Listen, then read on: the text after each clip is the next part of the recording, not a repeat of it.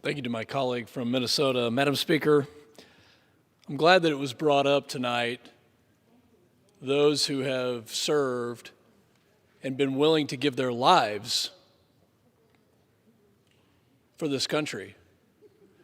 You know, if we're going to talk about numbers, let's talk about the numbers in 2020.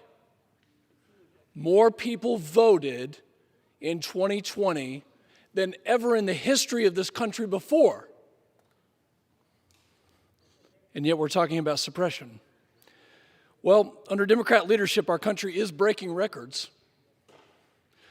Record high inflation, record high illegal border crossings, historic levels of drug and human trafficking across the border, skyrocketing energy prices, surging crime rates, and countless empty shelves in grocery stores across the country. Americans are watching the value of their paycheck literally shrink before their eyes in real time as inflation spikes to the highest levels that we've seen in 40 years.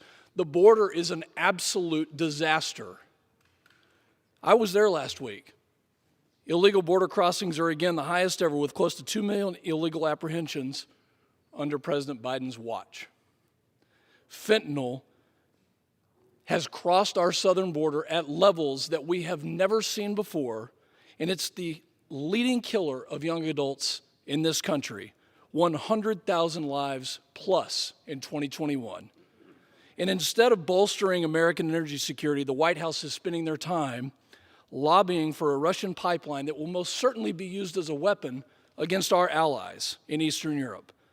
The policies of this administration and a Democrat Congress have led us into a record-breaking season of crises. But instead of working to fix these issues, my colleagues on the other side of the aisle are attempting to distract the American people. Do we really think that Americans aren't paying attention? And tonight we're twisting the rules to pass a bill.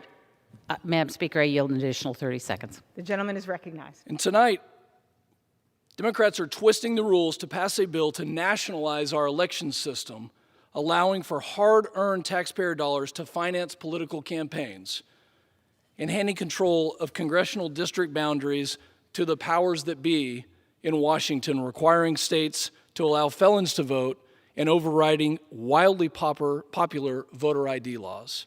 And to reference the president's disappointing speech yesterday, supporting voter ID or opposing this Washington power grab does not make you George Wallace or Jefferson Davis. That is nonsense. Americans deserve a president and a government that will lead us out of crises, not create them. And I yield back. The gentlewoman